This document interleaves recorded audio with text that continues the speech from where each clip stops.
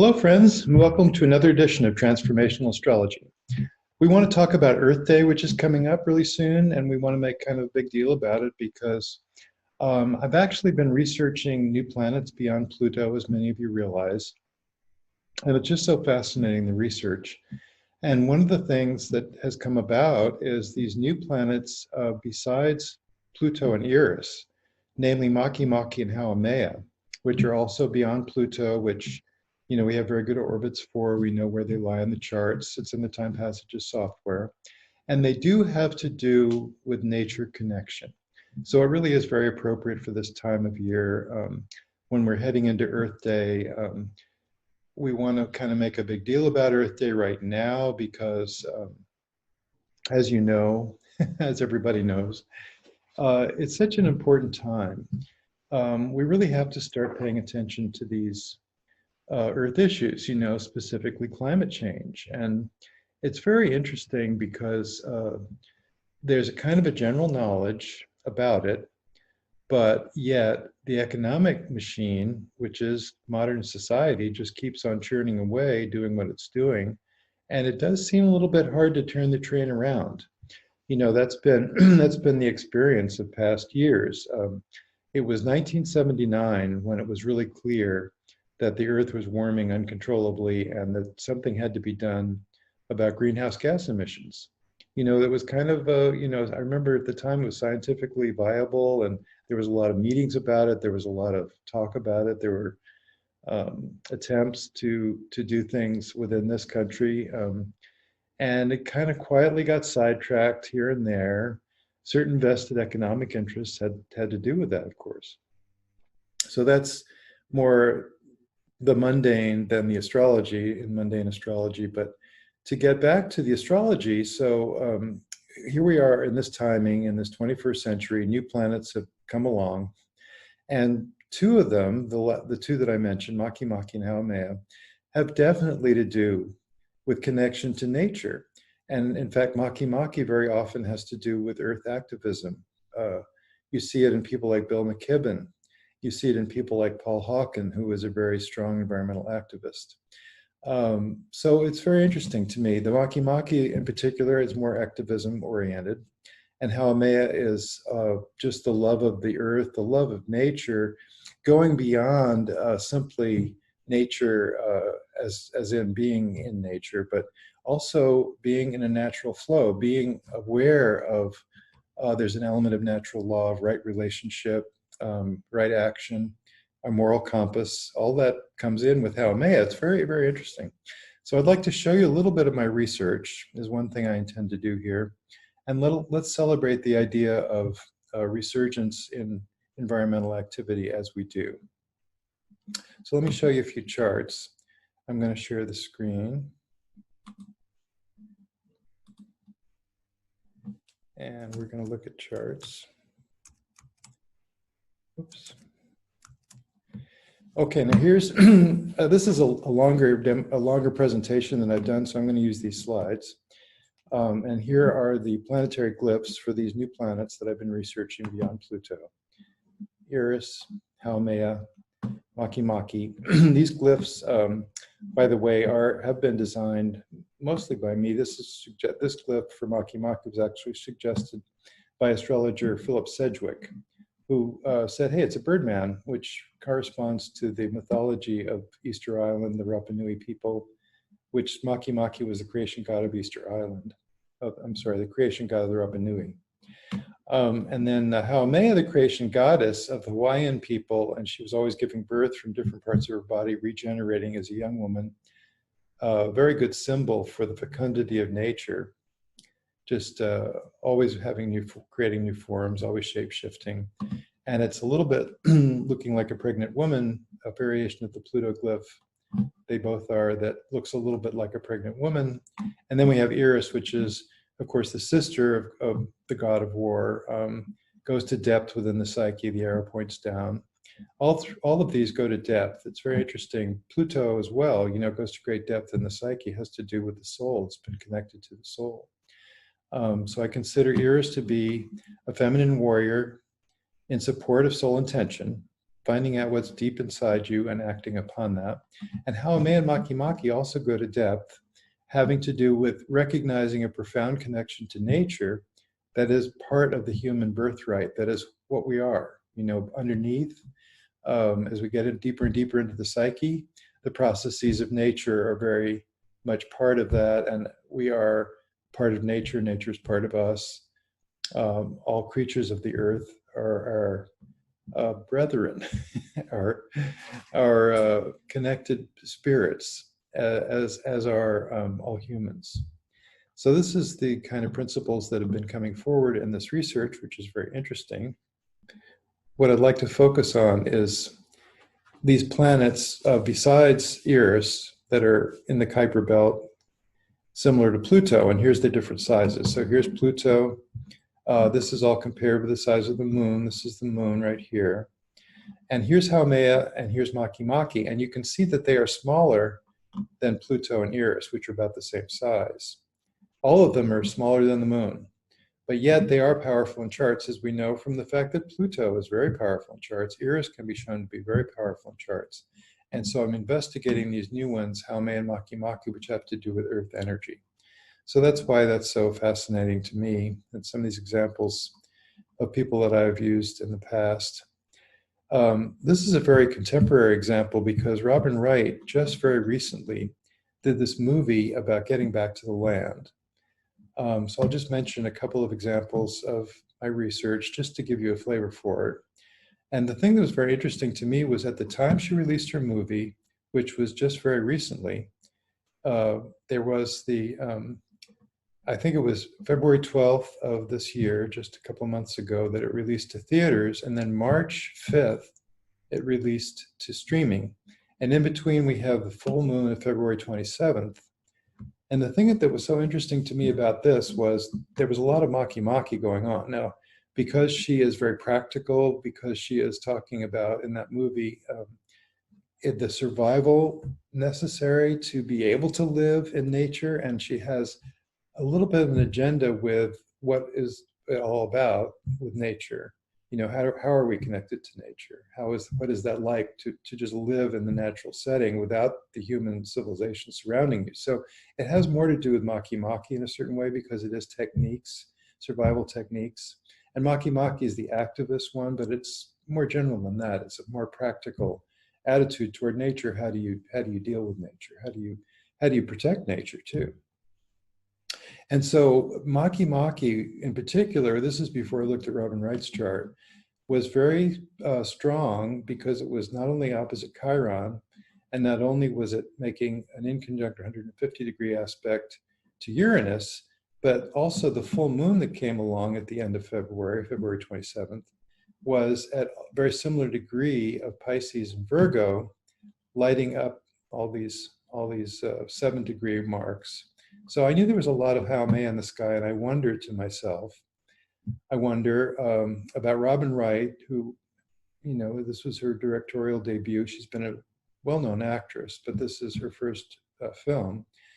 What about 7 degrees in her chart? I thought to myself, you know, very likely, right? Because here's all this, it's happening right now when she's doing this particular movie. When the movie comes out, you know, oftentimes you see at the culmination of projects, you can actually see the transits in the project. So I went and looked at Robin Wright's chart, and she has Makemake at 7 degrees also. So that if we look at the transits in a transit biwheel, here's her Makemake, but here's Makemake in the sky, perfect sextile to the degree. Also Uranus, new ways of expressing this. Also Chiron, a painful situation. The movie is quite painful too. So it's very interesting to see these kind of transits and just kind of affirm that these new planets really are connected with nature, with our understanding of nature, with our being able to be in nature. Thoreau is a good example, and I looked at his chart as well for these same things. And he does have a pretty strong, the one thing that's interesting with Thoreau's chart, he has Eris at 12 degrees of Aquarius, and also his sun is at 20 and his moon is at 4 degrees, so the midpoint is 12, you see. right between 8 degrees from each is 12. So the 12-degree midpoint of his sun and moon matches Eris in the sky, and also these new ones, because there are quite a few connections that Makemake makes, as well as Haumea. Haumea is almost at 0, and his Mercury is at 0, and he wrote about nature his entire life. So there's and the Mars Makemake is also strong in his chart, a strong trine. So you find these things when you look at people that are exemplars of, he was a back to nature movement. That's what he was all about. So looking also at Leonardo DiCaprio, I was fascinated because he is a very well-known actor, but he's also an environmental activist. He has UN ambassador for peace, and he's been really pushing environmental issues. He did narrate that movie, which he also created. He produced and narrated the movie Before the Flood, which is about what's happening right now with climate change. It's very serious, and it's time to do something about it. So he's actually making it happen. He's, as much as he can, with one person, he's addressing the UN, talking about climate change. I actually have a video of that I'd like to show you. Let me see if I can do that here. So cue it up here, and we're going to listen to what he had to say when he spoke to the UN.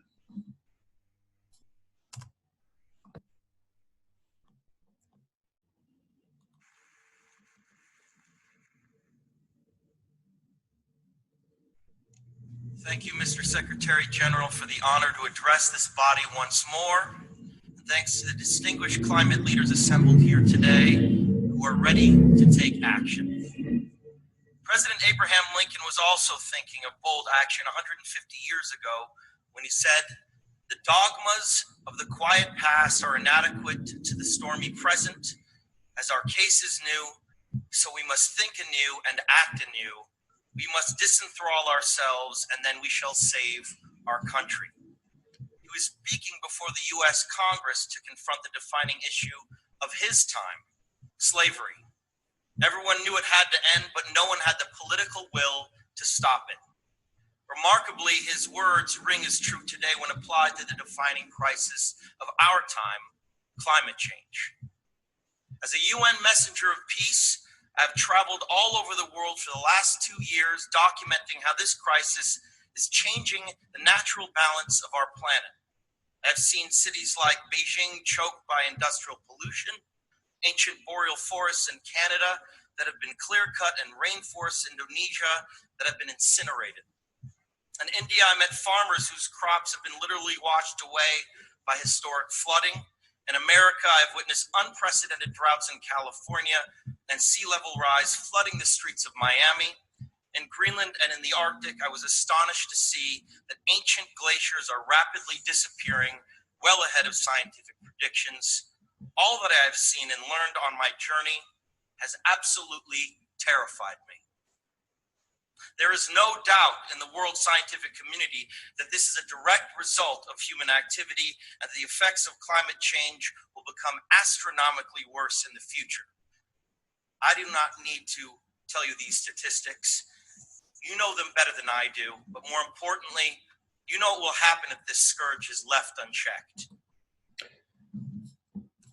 All right, we're going to flip back now to charts and slides. So I want to give you a little flavor of what he had to say when he addressed the UN. This was 5 years ago, actually on Earth Day, April 22nd, 2016.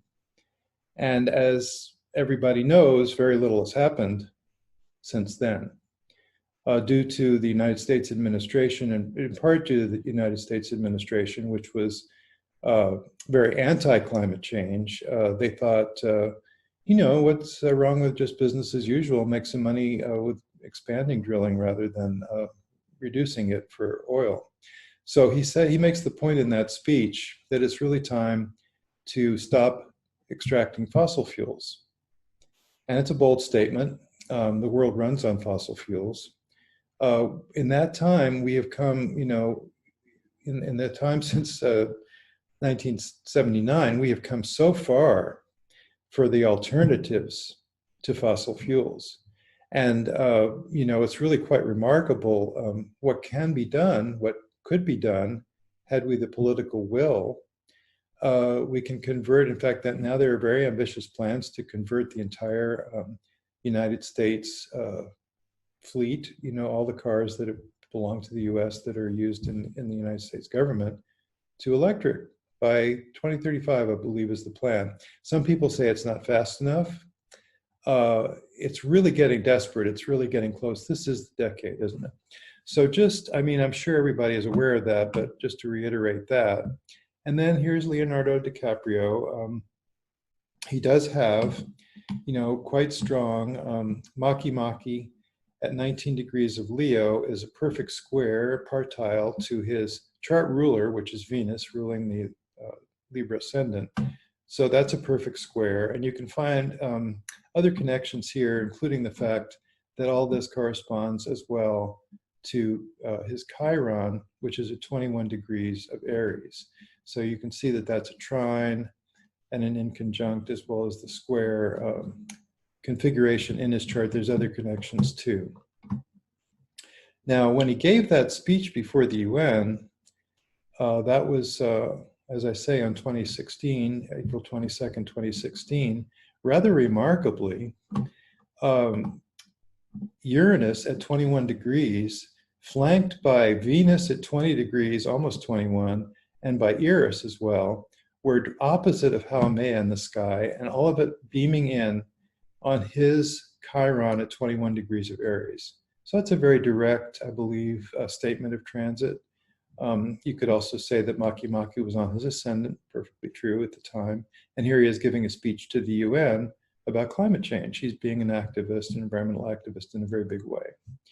So once again, you can really see that these new planets do contribute to our understanding of how people can take action and do something about these things. And many examples, by the way, Prince, there's a way that these planets go beyond simple nature, although, they are very much involved in the whole climate change situation, I believe. And they're coming along, at this time. We're becoming aware of them. They've been named by the IAU as of 2006 and 2008 to be planets of a particular variety, which they call the variety dwarf. I call the variety KBO, which means that they are out in the Kuiper belt. So these are the 4 named KBO planets. And sure enough, when we know that, including Pluto, we know that Pluto is very active in charts. That's a given. Hasn't been less active in astrology since the timing of that announcement in 2006 that it was no longer going to be considered a full-fledged planet, but a sort of different kind of variety of planet, smaller. Well, Eris also can be shown to be very, very strong in charts, and I've done that, and that's beginning to catch on. I think most astrologers are aware of that now. And now we have Haumea and Makemake, which are not too popular with astrologers. Not too many astrologers have been doing this research or as aware of it as they will be. But it really does correspond to a deep core of our humanity, how we can be more connected to ourselves at a deep level, how we can understand their relation to the earth, which is also very, very important. As we evolve as a society, as we evolve as individuals, that's very important to recognize and to start to take action about. So I just wanted to kind of make everybody somewhat aware of that, and I'll stop the share. And just I want to say in closing that, this is the time. This is the time when we can really make a difference. And it's going to take everybody. It's going to take every single person. And that's the lesson of Eris, that we're all involved, that you have to be involved, that you have to find what you are most deeply connected with yourself, what that might be, whatever it is, and act upon it. Speak up, take action. There's no other way to go. We have to evolve personally and as a society, and we're up against it with only this decade really to turn the economy around, to stop extracting fossil fuels, to take the painful step because it's an easy way to get the energy, but there are other ways to get the energy. We just have to change the way the whole economy works and start taking advantage of solar and other alternative forms that don't create these problems. It's as simple as that, and it's even economically so viable because it will create jobs. It will create a fantastic future rather than the future that we're facing if we don't take action. I thought that was so prescient of Leonardo DiCaprio to say what he said about what Lincoln said, that the dogmas of the past are not equal to the difficulties of the present, and it's going to take getting ourselves out of that old way of thinking to adopt a new standard, a new way to go. And the time is now. So let's celebrate Earth Day together with a renewed determination to do something to make it happen. Thank you. See you soon. Talk soon. Take care.